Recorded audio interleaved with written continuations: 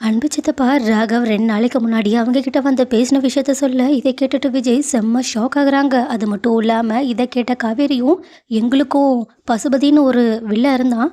அவனோட பையன் பேரும் ராகவ் தான். அவனும் இப்போ ஜெயில்ல தான் இருந்தான். ஒருவேளை அவனை பத்தி தான் நீங்க பேசிக்கிட்டு இருக்கீங்களான்னு கேட்க, விஜயும் ஆமான்னு சொல்றாங்க. இதை கேட்டுட்டு ஒரு பக்கம் காவேரிக்கு ஷாக்கு.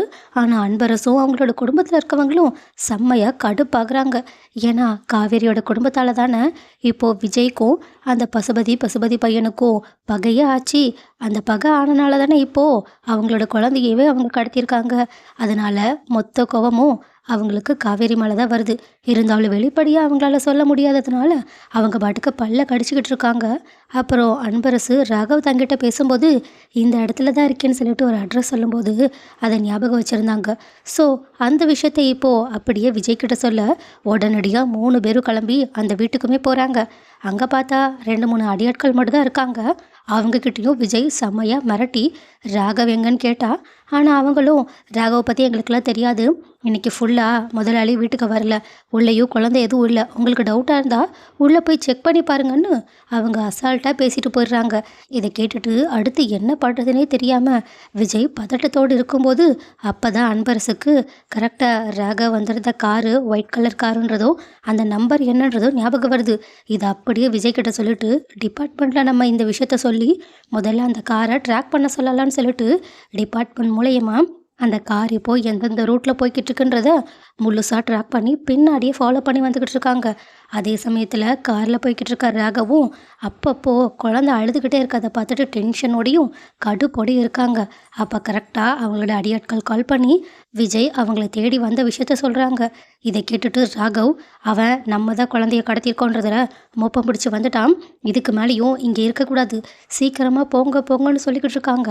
அதுக்கப்புறமா தான் ஒரு இடத்துல வண்டியை நிறுத்திட்டு ஒரு பிளானை போட்டுக்கிட்டு இருக்கும்போது கரெக்டாக அங்கே அவங்க இருக்கிற கரெக்டான லொக்கேஷனை கண்டுபிடிச்சி விஜயும் அங்கே வந்துடுறாங்க. வந்த உடனேயே ராகவங்க கிட்டேருந்து காரில் தப்பிக்கலான்னு பார்க்குறாங்க. ஆனால் நம்ம விஜயை பற்றி தான் சொல்லவே தேவையில்லையே. அவங்க செம்ம ஸ்ட்ராங்காகவும் ரொம்பவே வேகத்தோடையும் ராகவ் கிட்ட ஃபைட் பண்ணிக்கிட்டு இருக்காங்க. அதே சமயத்தில் காவேரியும் உடனடியாக கார்க்குள்ளே போய் பார்த்தா அங்கே நம்ம காவேரி குட்டி காவேரி இருக்காங்க. அதை பார்த்துட்டு உடனடியாக ஷாக்கிங் கூட காவேரி குட்டி காவேரியை வெளியே கூப்பிட, உடனே அவங்களுமே ரொம்பவே கஷ்டத்தோடு அழுதுகிட்டே, மிஸ் என்னை இங்கே வந்து கூட்டிகிட்டு போயிடுங்க, எனக்கு பயமாக இருக்குன்னு சொல்கிறாங்க. அதுவும் குழந்தை ரொம்ப பயந்துருக்கதை பார்த்துட்டு காவேரியும் ரொம்பவே கவலையோட வாமான்னு சொல்லிட்டு அவங்கள கட்டி பிடிச்சிக்கிறாங்க. அதே நேரத்தில் இந்த பக்கம் விஜயும் ராகவ் மேலே இருக்க மொத்த கோபத்தையும் அவங்க மேலே காட்ட ஆரம்பித்து அவங்களுக்கு தரம் ஆடி கொடுத்துட்ருக்காங்க. அதே நேரத்தில் அன்பரசும் போலீஸ்க்கு கால் பண்ண போலீஸுமே அங்கே வந்துடுறாங்க. போலீஸ்கிட்ட விஜய் அன்பரசு ராகவை ஒப்படைச்சிடுறாங்க. அதே சமயத்தில் காவேரியும், இப்போதைக்கு நீங்கள் போலீஸ் ஸ்டேஷனில் போய் என்னன்னாலும் பாருங்கள், நான் குழந்தைய கூட்டிகிட்டு போகிறேன்னு சொல்கிறாங்க. ஆனால் போலீஸ்காரங்களும் இந்த விஷயத்த நாளைக்கு பார்த்துக்கலாம், நீங்கள் முதல்ல குழந்தைய பாருங்கள் சார், நீங்கள் மட்டும் எங்கள் கூட வாங்கன்னு சொல்லிட்டு அன்பரசை மட்டும் அவங்க கூட்டிகிட்டு போகிறாங்க. அதுக்கப்புறமா விஜய் காவேரியையும் காவேரி குட்டி பாப்பாவையும் அவங்களோட காரில் கூட்டிகிட்டு போகிறாங்க. போகும்போது காவேரி பாப்பா காவேரி விட்டுட்டு கொஞ்சம் கூட நகர்ற மாதிரியே தெரியல. அவங்க பயத்தில் உளறிக்கிட்டே இருக்காங்க.